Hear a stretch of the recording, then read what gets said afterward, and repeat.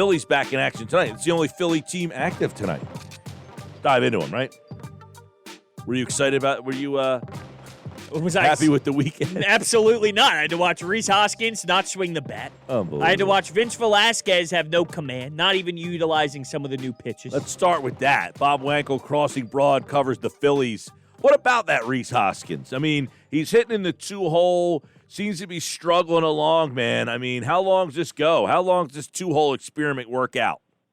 Well, yeah, Rhys Hoskins is definitely struggling a little bit. He's back in the 2-hole again tonight. I asked Joe Girardi before tonight's game about Rhys Hoskins, and he's pointing to the fact that they've sort of had a lot of disruption to the schedule here. They haven't played a lot, and he thinks that it's a rhythm and timing thing, and that with more reps, everything will be okay with Rhys Hoskins. I don't know that I'm quite buying that. You look at the 70 games, the end of last year, really struggled after the All-Star break. I mean, including the 10 games this year, he's hitting 180 going back to the middle of July.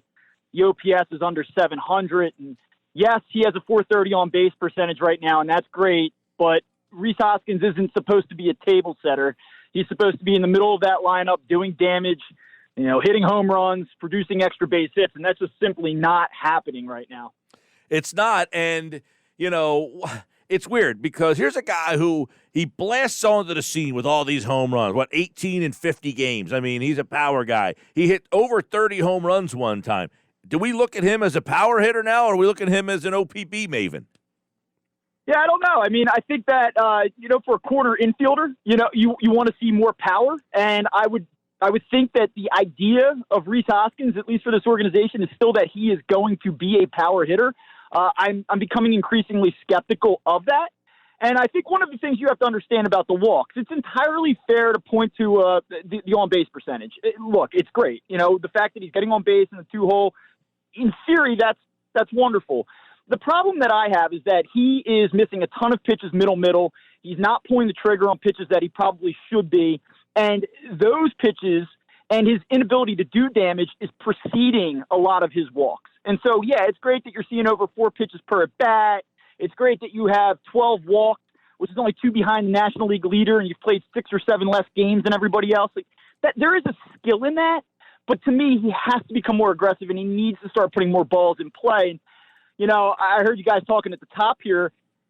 It just seems to be so much reluctance to swing the bat in situations where he's getting pitches to hit. And if Rhys Hoskins is going to just be an on-base guy, I think that's a problem. He doesn't have the speed. He doesn't have the other tools to complement that. He has to be a gap hitter. Now, you mentioned Bob Wankel crossing broad on the Phillies. You talked about it's early, but he's changed this lineup around so much. It seems like there's guys like moving all over the place, yet he's locking him in there. And there's like this, okay, there's only 60 games. Do you let guys try to ride like Scott Kingery? Do you let him try to ride it out? You try to move him, get him out, sit him down a couple days. So at what point does a short season, does Rhys Hoskins become, all right, we got to fit, we got to move him out of that spot? Because, okay, I get it. Like, you don't want to start moving guys all over the place, but it seems like Girardi has done that. Well, we kind of went through this with Gabe Kapler last year. There was a stretch where Rhys Hoskins hit leadoff, and I know that made everybody insane here. But if the one thing that he's doing is getting on base, I can see the argument for keeping him in the 2-hole because, hey, at least he's getting on and setting the table for Bryce Harper, setting the table for JT Realmuto. That's the argument in favor of leaving Hoskins in the 2-hole. I guess if you take him out of there, which I am in favor of, where do you put him? And if it were me, I would probably just try to drop him down to 6 or 7 to give him a different look. Maybe try to emphasize to him, listen, the main goal is not to work a walk, which sounds insane. Like the main goal is not to get on base. We want to see your in-play, batted ball production go up. So let's focus less on base percentage and swing the damn bat. And maybe if you put him in the 6 or 7 hole, it takes some of that pressure to get on base off of him. And that's the only thing that I can think of right now. But if you're going to continue to play Rhys Hoskins, there is a school of thought that says it makes a lot of sense to bat him second. What about if you put him in the cleanup spot? Do you think that would force him to maybe just change his philosophy, knowing that he's now in a big-time spot that has to drive in runs? Yeah, I mean, like I said, I do think that maybe if you just change things up a little bit, maybe it forces him to recalibrate his approach. That being said, we're going back now to the middle of last year. His last 350 plate appearances, he has 9 home runs. And so the concern becomes, are we just hoping for something that isn't there, or hasn't been there now in a calendar year? And so I don't think that Rhys Hoskins was the hitter that we saw when he burst onto the scene in 2017, but I feel like in his body he still has 25 home run potential. The problem is, though, we're getting further and further away from where that was a reality. And so I don't think I put him in the 4-hole, only because while it may adjust his approach, I think it's going to just continue to put more and more pressure on him. And I do wonder if there is a little bit of a psychological component to this. I don't know if you saw yesterday when he smashed the line drive and he beat out the throw going down the first baseline. I mean, he had his hands in the air like he was Rocky on the art museum steps. I mean, he was just... Yeah, he did. He celebrated heavily. His body language, I think, is very revealing. I mean, he knows he's scuffling right now, and I just don't know that I would put him in a spot where you have to apply even more pressure. What are your thoughts on this overall lineup? I mean, obviously we're disappointed with the bullpen play, but we knew that it was going to be bad heading into the season. With the offense, I don't think we could have anticipated it to be this bad. So, you look at the lineup and it's struggling, and then you look at certain things like Joe Girardi in Game 1 of the doubleheader. No JT in the DH spot, and here's a guy who, is clearly one of your best hitters right now. You need some sort of offense. So just overall, the lineup, what are your thoughts on this as we speak? I'm not a big fan of sitting JT Realmuto. I think in these double headers that he should be your DH. He's been by far your most productive hitter, and I don't really understand why you would not put him out there. The lineup has been underwhelming. There's really no other way to say it. I'm with you. I had concerns about the bullpen all along. I actually think the starting pitching has been better than what you could have hoped for coming into the season, but this lineup has certainly been disappointing, and it's not an incredibly good on-base percentage lineup, Rhys Hoskins and Bryce Harper aside. But I thought that this would be a dangerous lineup 1 through 9, where they could burn you at any point. We're not seeing that. I mean, Scott Kingery right now is really going through it. Andrew McCutchen is struggling. Gene Segura has been terrible. And you're talking about roughly half of your lineup right now just being totally unproductive. So there's no other way to slice it. Now, that being said, Joe Girardi has been quick to make the point several times that there has been a disruption at the start of this season, that his hitters have not been able to get into a rhythm. And you walk a fine line by making that point, because it does come across sounding like an excuse, but I do think there's something to be said for that at the same time. Baseball is a game, at least from a hitting standpoint, where you need game reps every day. You need to get that consistency and get that rhythm, and the Phillies haven't had the luxury of it. But we're starting to reach the point now where we're basically about a week in where they're playing consistently, and I'm starting to, though I understood it at first, that excuse or that rationale is starting to kind of wear thin with me. The lineup has scuffed along here. A bunch of guys hitting, under 200 at this point. Gene Segura is one of them. Obviously, Hoskins. Kingery has been a disaster. And I don't know what you end up doing with him. How long, we talked about Hoskins, but they seemed like they sat Kingery down the first game. Then he played the second game. No help there. So that's another interesting one. And it's such a short season. You only got 50 games left. And, Bob, many of these games are double headers. So it's hard to imagine that guys are going to get some regular, there's going to be a lot of times where you don't play the first game, but you might play the second game. It seems like these guys who are struggling, it's going to be hard for them to find a rhythm. Yeah, I mean, with Scott Kingery specifically, he came to camp late. He's working off of COVID. I think that we can't underestimate the impact of that, or the potential impact of that, but he's out there right now, and in theory he's recovered, and he's been disappointing. One of the storylines coming into the season was that he was finally going to have defensive stability. He was going to play every day at second base, and that was supposed to do wonders for him offensively, and to this point, that hasn't happened. Now, we're only roughly 20-25 at-bats into the season for him, so again, I don't want to slam the panic button at this point, but yeah, I mean, I think that there is reason for concern, both in terms of maybe a guy like Scott Kingery would benefit from sitting down for 2 or 3 days, but the way that the Phillies are going to have to pack these games in, I don't think that's a luxury that they're going to be afforded.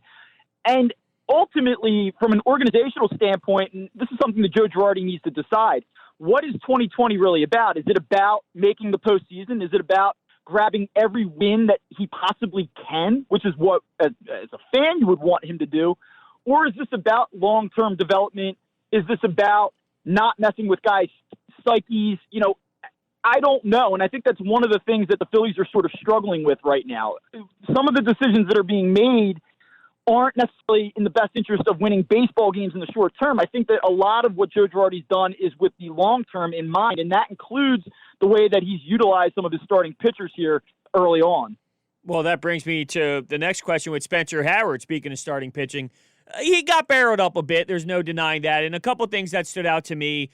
He got attacked when it came to that first pitch of the at-bat, and then not really much swing and miss stuff when it comes to that fastball. So what stood out to you when it came to Spencer Howard?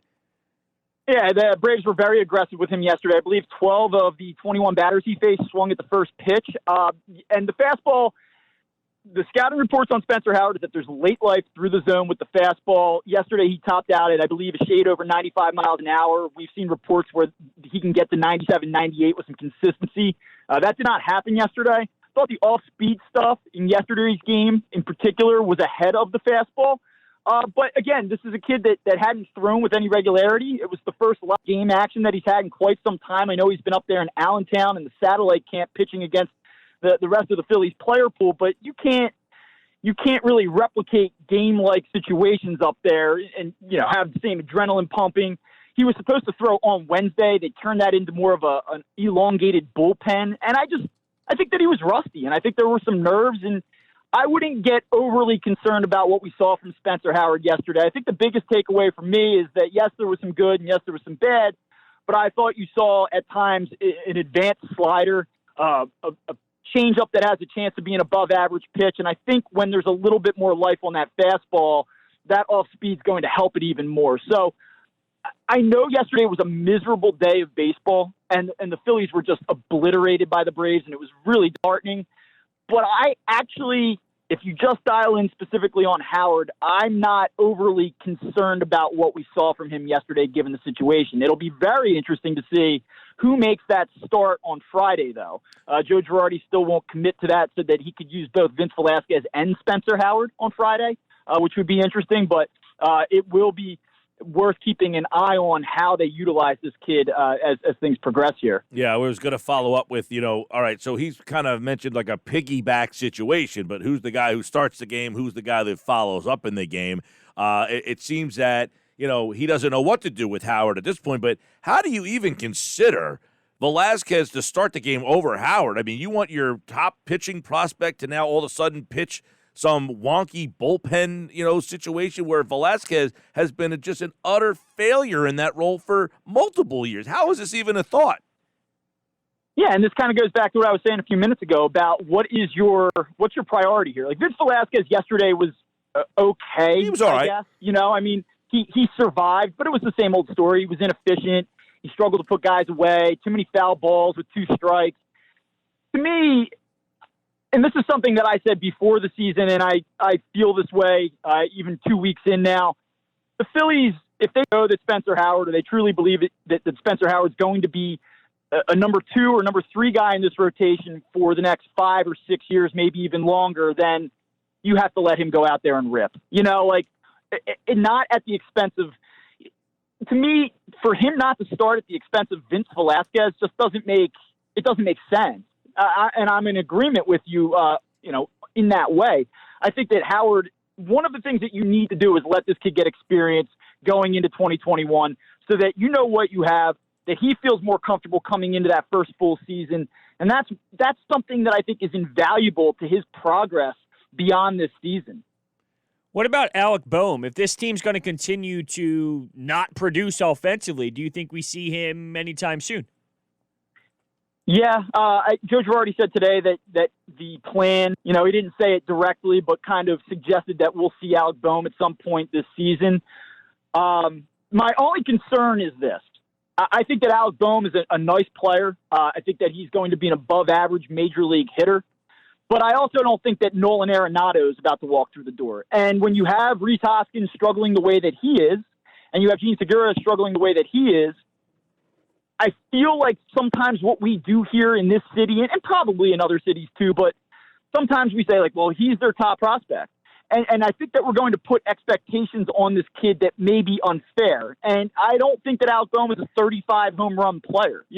I don't think that he's going to be an elite power hitter, corner infield power hitting type. And the concern I have about Alec Boehm is, can he stick at third base? And I know that this has been said, but if he ends up playing first base for this team, then I just don't know if the bat plays the way that you would expect it to. And I do wonder about that. And so though I would like to see Alec Boehm here sooner rather than later, and certainly he couldn't be any worse than what they're getting from their corner infielders right now, I just would caution people if they think that he's going to show up and jolt this offense and be a middle-of-the-order type guy that they're missing right now. I don't see that from him, at least not yet. I just don't see him there yet. Yeah, Bob Wankel, Crossing Broad, covers the Phillies. We have a clear vision of center field at this point. Are you leaning one guy over the other?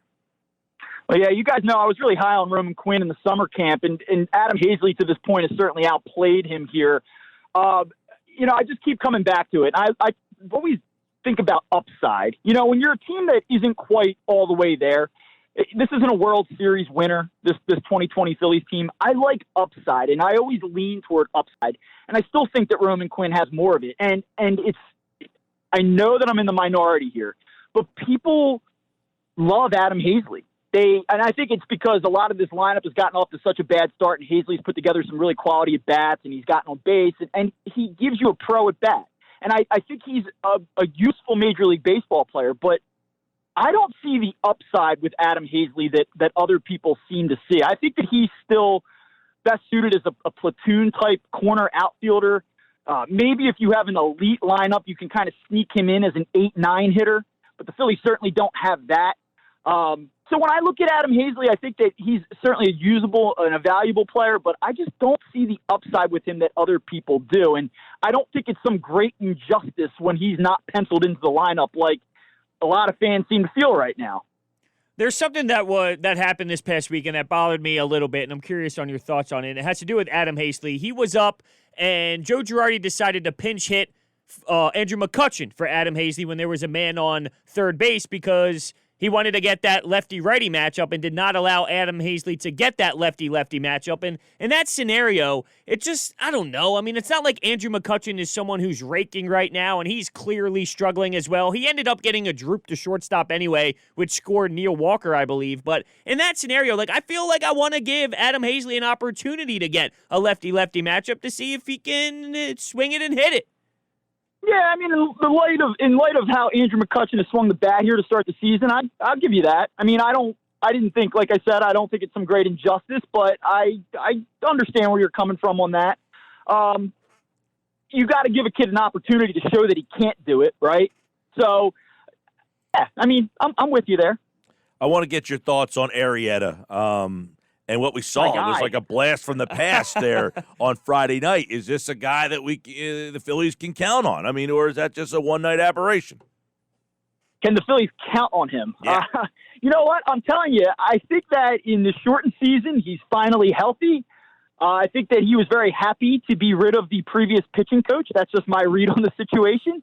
So I think that he's a little bit more I think that he's just a little happier, a little bit more comfortable, a little healthier right now. I think that for 10 more starts that Jake Arrieta can give you mid-rotation league average production. I don't think you're going to see what you saw on Saturday night every start, but I do think that every time he goes out there that he's going to give, more often than not, he's going to give the Phillies a chance to win the game. And I know people in the city hate him.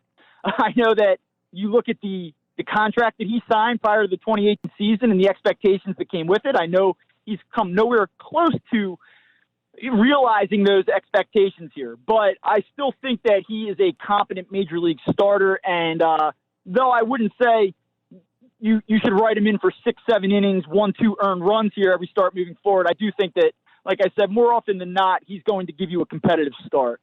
Yeah, I had a blast watching him, although I did think he had a little help from behind the plate in that outing. But Aaron Nola, he's getting a lot of getting a lot of pitches on the corner. Yeah, no doubt about it. Aaron Nola. Yeah, but a veteran pitcher knows that he's getting that call. You're right. Aaron Nola gave us 12 strikeouts in 6 innings his last outing. He goes again tonight. That was the best I think I've seen him since that Cy Young type of year. Absolutely. He was phenomenal, and it was a shame that they wasted that start. It's something that they've been doing in his starts dating back to the end of last season. we're almost approaching a calendar year now where the Phillies have gone without winning one of Aaron Nola's starts. His last win, or the Phillies' last win, was his last win as well. Came back on August 20th at Fenway last year. So tonight will be the 10th try with the Phillies trying to get him a win finally. So we'll see what happens. They can ill afford to lose 3 out of 4 to this Braves team at home. So this is a big one tonight. All right, Bob Wankel, Crossing Broad, Phillies tonight. Aaron Nola on the mound. And, hey, the season is getting late really quick. And, by the way, they got a bunch of double dips coming up here, so we'll see what they end up doing with this pitching staff. Maybe they just keep 6 guys in the rotation with all these double headers coming up. It should be interesting to see. Bob, we always appreciate the time, man. Appreciate it. Hey, thanks, guys. We'll talk to you soon. Yeah, man. And Bob Wankel, like August appeared via the Boardwalk Honda hotline.